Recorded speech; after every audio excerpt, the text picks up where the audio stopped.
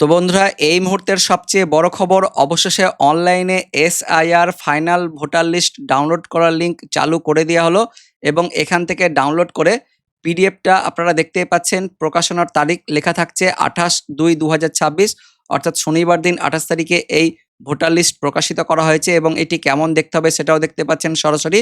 পাশাপাশি ভোটার লিস্টে অনলাইন থেকেও দেখতে পাচ্ছেন লেখা রয়েছে ডিলিটেড, তার সঙ্গে আন্ডার অ্যাডজুডিকেশন এই শব্দগুলোও লেখা রয়েছে। তো কোনটার কি মানে, পাশাপাশি আপনাদের এই পিডিএফ ভোটার লিস্ট কিভাবে ডাউনলোড করবেন আমরা দেখব এই ভিডিওতে। তার জন্য অবশ্যই ভিডিওটিকে প্রথম থেকে শেষ পর্যন্ত দেখার অনুরোধ করছি। তো এই পিডিএফ অনলাইন থেকে ডাউনলোড করার জন্য আপনাদের মোবাইলে চলে আসতে হবে গুগলে এসে লিখবেন ceo.westbengal.wb.gov.in, এই লিঙ্কটি ক্লিক করে চলে আসবেন। এখানে আসার পর প্রথম লিঙ্কটাতে ক্লিক করবেন এবং প্রথম লিঙ্কে ক্লিক করলেই দেখতে পাচ্ছেন পশ্চিমবঙ্গের মুখ্য নির্বাচনী আধিকারিকের অফিসিয়াল ওয়েবসাইট, যার লিঙ্কটি ceo.westbengal.wb.gov.in, এই লিঙ্কটি ভিডিওর ডেসক্রিপশন বক্সে থাকবে। আপনারা সেখানে ক্লিক করলে সরাসরি এই অফিসিয়াল ওয়েবসাইটে চলে আসতে পারবেন। এখানে আসার পর দেখতে পাচ্ছেন এই যে স্ক্রল হচ্ছে এসআইআর ফাইনাল রোল 2026, এর উপরে ক্লিক করবেন। এর উপরে ক্লিক করলেই এরকম কিন্তু লিঙ্ক খুলে যাবে এবং এখানে আসার পর 2026 এখানে সিলেক্ট করাই থাকবে। তারপর আপনাদের রোল টাইপ এখানে এসে এসআইআর ফাইনাল রোল 2026 এখানে ক্লিক করবেন। ক্লিক করার পর আপনি যে জেলার এই লিস্ট ডাউনলোড করতে চাইছেন বা দেখতে চাইছেন সেই জেলার নামটা এখান থেকে সিলেক্ট করবেন। তারপর অ্যাসেম্বলি কনস্টিটিউয়েন্সি অর্থাৎ আপনার বিধানসভার নামটা এখান থেকে সিলেক্ট করতে হবে। তো যে বিধানসভার আপনি লিস্ট দেখতে চাইছেন বা আপনার বিধানসভা এখান থেকে আপনি সিলেক্ট করবেন। তারপর এখানে বেঙ্গলি সিলেক্ট হয়ে থাকবে, আপনাদের এখানে বেঙ্গলি বা ইংলিশ যে কোনো একটা ল্যাঙ্গুয়েজ সিলেক্ট করবেন। আমি এখানে বেঙ্গলি সিলেক্ট করলাম এবং এখানে যে ক্যাপচাটা থাকবে সেই ক্যাপচাটা নিচের এখানে এসে লিখতে হবে।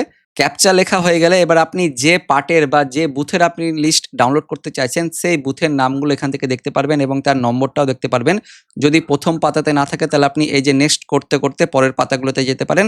আর আপনার বুথের নম্বর জানা থাকে সেক্ষেত্রে এই যে সার্চ, এই ঘরটাতে আপনার বুথের নম্বরটা লিখে দেবেন। আমি জাস্ট আপনাদের একটি দেখাচ্ছি, এখানে বুথের একটা নম্বর আমি লিখে দিলাম এবং বুথের নম্বরটা লিখে দেওয়ার পরে আপনার বুথটা কিন্তু এখানে চলে আসবে। দেখতে পাচ্ছেন বুথ চলে এসছে এবং এই যে এই ঘরটাতে টিক দিবেন। টিক দেওয়ার পর ডাউনলোড সিলেক্টেড পিডিএফ, এই ওর উপরে ক্লিক করবেন। এখানে ক্লিক করলে পিডিএফটি ডাউনলোড হয়ে যাবে এবং ডাউনলোড করার পর ঠিক এরকম পিডিএফটা ওপেন হয়ে যাবে।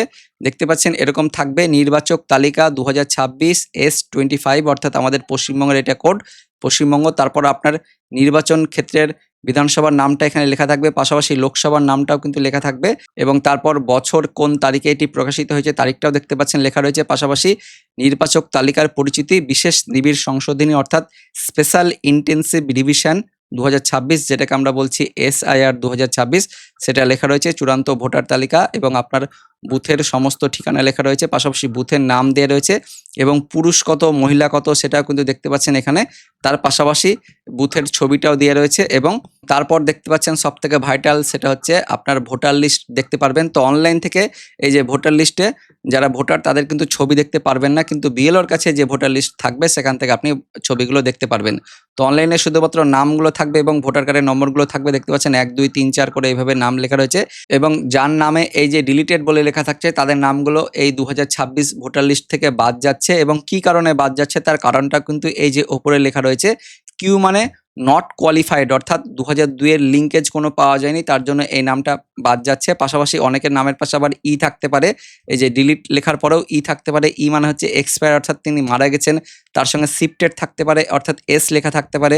এস মানে তিনি এক বুথ থেকে অন্য বুথে চলে গেছেন এবং আর মানে রিপিট, অর্থাৎ তার নাম একাধিকবার ছিল, সেই আরও লেখা থাকতে পারে। তো ডিলিট লেখা থাকলে তার নাম কিন্তু বাদ যাচ্ছে। আর কি কারণে বাদ যাচ্ছে সেটা কিন্তু ওপরে একটা অক্ষর দিয়ে বোঝানো থাকছে। পাশাপাশি আরও সবথেকে ভাইটাল, দেখতে পাচ্ছেন অনেকের নামের পাশেই এই যে নতুন একটি শব্দ লেখা রয়েছে আন্ডার অ্যাডজুডিকেশন। অ্যাডজুডিকেশন মানে হচ্ছে আপনার হিয়ারিং হয়েছিল এবং হিয়ারিংয়ের সময় যে সমস্ত কাগজগুলো আপনি জমা দিয়েছিলেন সেই কাগজপত্র এবার বিচারাধীন রয়েছে, অর্থাৎ বিচারক সেটা কিন্তু দেখবেন এবং দেখার পর যদি সন্তুষ্ট হয় তাহলে আপনার নামটি কিন্তু অ্যাপ্রুভ করা হবে। আর যদি সন্তুষ্ট না হয় সেক্ষেত্রে আপনার নামটি কিন্তু পরবর্তী পদক্ষেপের জন্য পাঠিয়ে দেওয়া হবে। অর্থাৎ অ্যাডজুডিকেশন লেখা থাকলে আপনার নামটি বিচারাধীন রয়েছে, আপনাকে আপাতত অপেক্ষা করতে হবে, এমনও কিন্তু আপডেট আসছে। পাশাপাশি নিচের দিকে দেখতে পাচ্ছেন এই যে 28/2/2026 এই কথাটাও লেখা রয়েছে। তো এইভাবে অনলাইন থেকে কিন্তু ভোটার লিস্ট ডাউনলোড করা যাচ্ছে। এই মুহূর্তে সার্ভার প্রচণ্ড স্লো রয়েছে, যে কারণে আপনাদের ডাউনলোড করতে অসুবিধা হতে পারে, ক্যাপচা এরর হতে পারে বা এরর এখানে দেখাতে পারে। সেক্ষেত্রে আপনাদের বারবার ট্রাই করতে হবে, চেষ্টা করতে হবে। চেষ্টা করতে, করতে অবশ্যই রাতের দিকে বা রবিবার সকালের দিকে সার্ভার যখন ঠিক হয়ে যাবে তখন কিন্তু আপনারা খুব সহজেই এই ভোটার লিস্টটি ডাউনলোড করতে পারবেন। তো বন্ধুরা, এইভাবে আপনারা খুব সহজে ভোটার লিস্টটি অনলাইন থেকে ডাউনলোড করতে পারবেন। পাশাপাশি ভোটার লিস্টে ওই যে বললাম ডিলিটেড, অ্যাডজুডিকেশন, এই সমস্ত কথাগুলোর মানে কি সেটা আমরা বিস্তারিতভাবে অন্য একটি ভিডিওতে বলেছি। সেই ভিডিওটি আপনারা দেখে নিতে পারেন। সেই ভিডিওর লিঙ্কটি তো আমরা এই ভিডিও ডেসক্রিপশন বক্সে দিয়ে দিব, সেখান থেকে আপনারা দেখে নিতে পারেন। যারা দেখেননি অবশ্যই দেখে নেবেন।